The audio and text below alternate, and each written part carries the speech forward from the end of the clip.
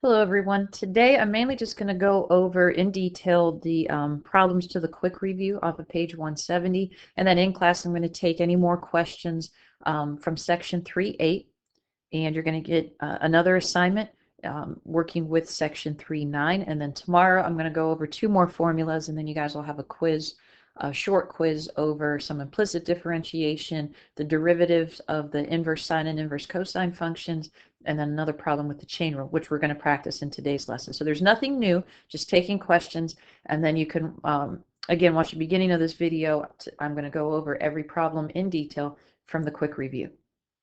So for problems 1 and 2, they're asking us to rewrite what the expression they're giving us in a little different way. So for number 1, we want to rewrite log base 5 of 8 in terms of natural logarithms. So what we could start to do here is just set this equal to some variable to make an equation out of it.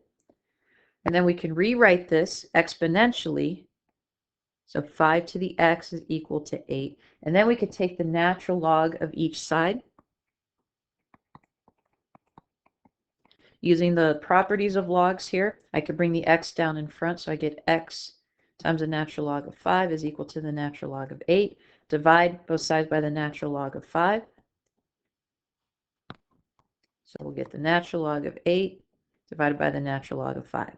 So therefore, log base 5 of 8 is equal to the natural log of 8 divided by the natural log of 5.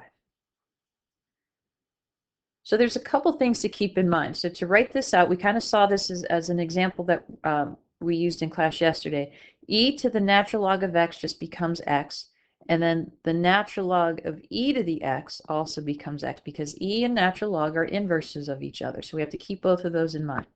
So number 2, we're asked to write 7 to the x as a power of e. So again, I'm going to start by just setting this equal to u.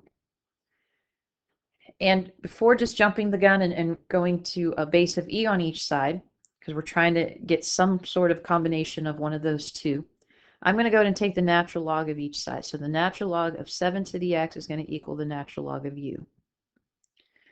Then, still before I bring e into the picture, I'm going to bring the x down in front using the property of logarithms. Now I'm going to use a base e. So e to the x times the natural log of 7 is equal to e to the natural log of u. Now this part right here is this part right here. So that's just going to equal u. So now e to the x times the natural log of 7 is just equal to u, which is right up here. Therefore, we would say 7 to the x is equal to e to the x times the natural log of 7. So that's rewriting it as a power of e. All right, for 3 through 7, we're asked to simplify the expression using properties of exponents and logarithms.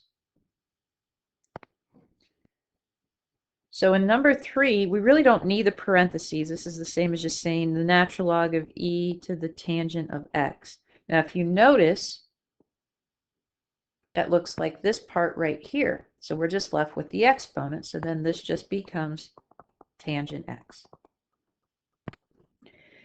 Number 4, we're subtracting 2 logarithms here, natural logarithms. So we're going to condense this just into a single logarithm. So we could say it's the natural log of x squared minus 4. We're going to divide when we subtract. And then we can factor the numerator into the quantity x plus 2 times the quantity x minus 2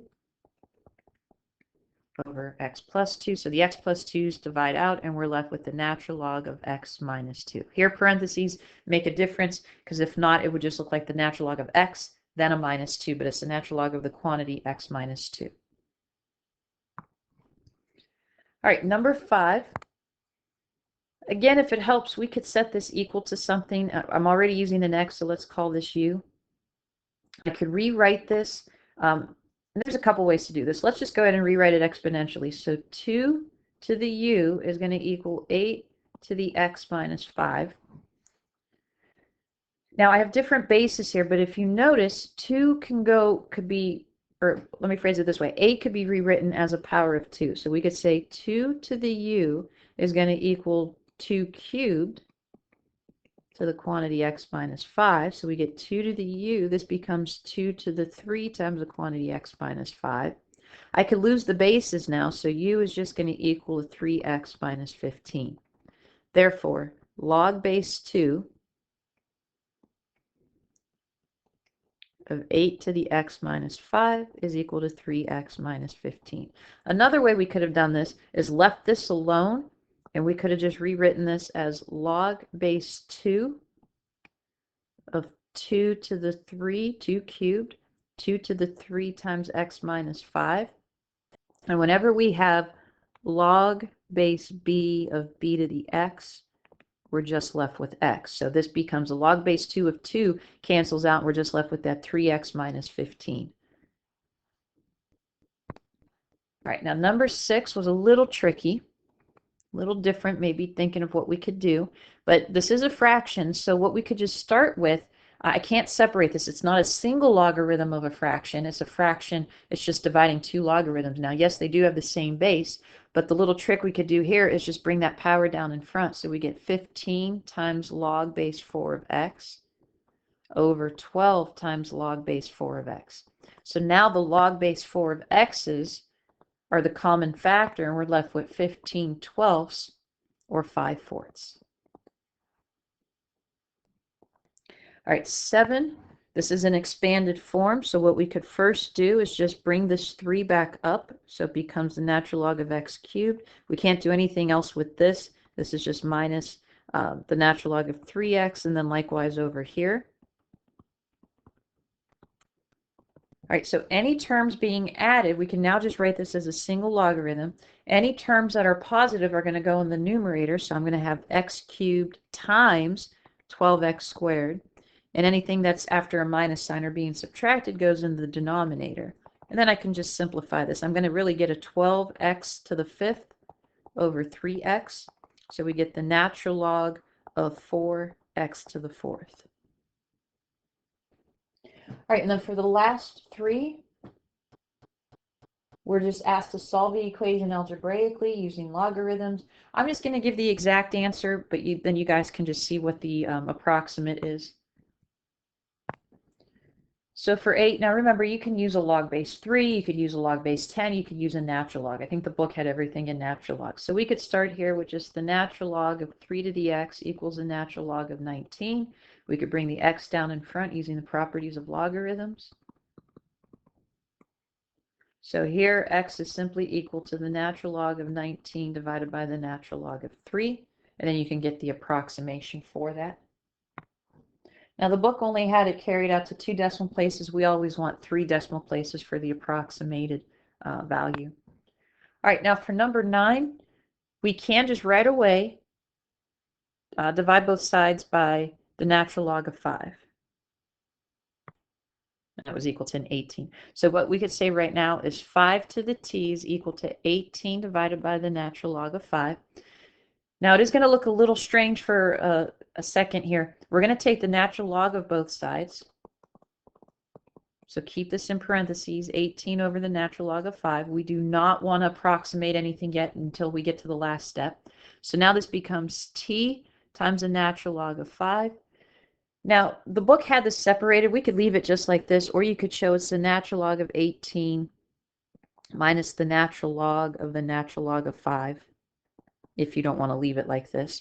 So then t is just going to equal the natural log of 18 minus the natural log of the natural log of 5 all over the natural log of 5. Now we cannot cross out the natural log of 5 because there's something else taking place up there.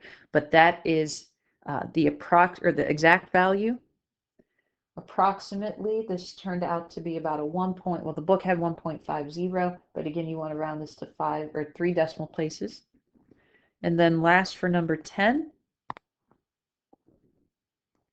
again, we could start by taking the natural log of each side. Keep all binomials in parentheses. Using the properties of logarithms, I can now bring the exponents down in front. So the quantity x plus 1 times the natural log of 3 equals x times the natural log of 2. Now, because there's an x over here, I can't just divide both sides by the natural log of 3. So my alternative here, when I can't do that, I can go ahead and distribute. So we're going to get x times the natural log of 3 plus the natural log of 3 equals x times the natural log of 2. Because I want to solve for x, let's get all the x terms to one side and all the other terms to the other. So now this becomes x times the natural log of 3 minus x times the natural log of 2 is equal to a negative natural log of 3. And I can factor out an x.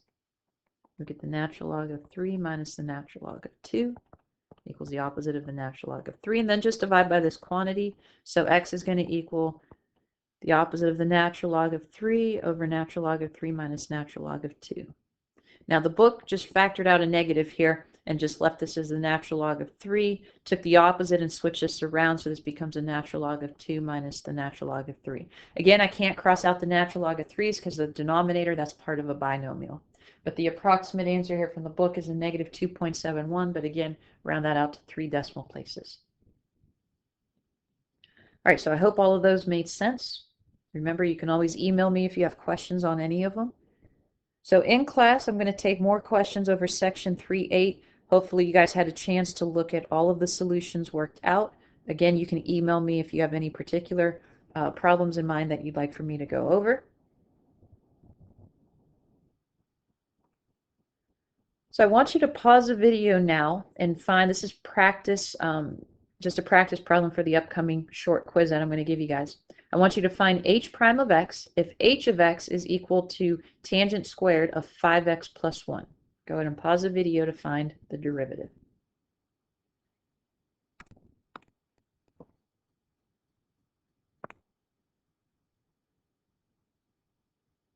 Okay, if you need more time, pause the video again. I'm going to go over this now, though.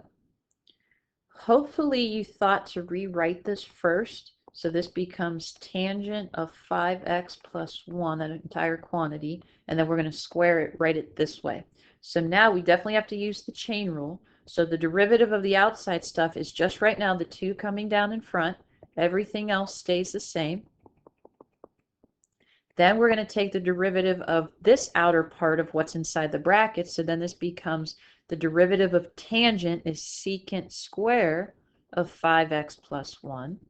Then finally, we're able to take the derivative of the 5x plus 1. So then that's times 5. So cleaning this up a little bit, we have 2 times 5, so we get 10 times tangent of 5x plus 1 times secant square of 5x plus 1.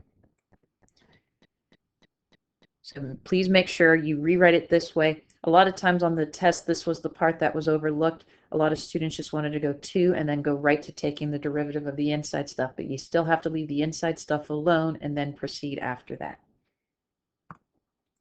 All right, so your assignment today, off of page 170, problems 1 through 13 odd, 21 through 29 odd, and 22. And then go again to Google Classroom, or if you checked out a binder of the AP practice problems, I know it's been a while since I've assigned these. Off of pages 13 through 16, do these six problems. All of these are no graphing calculator. They should take you about 2 minutes per problem. And then prepare for the short quiz tomorrow. As always, guys, let me know if you have any questions.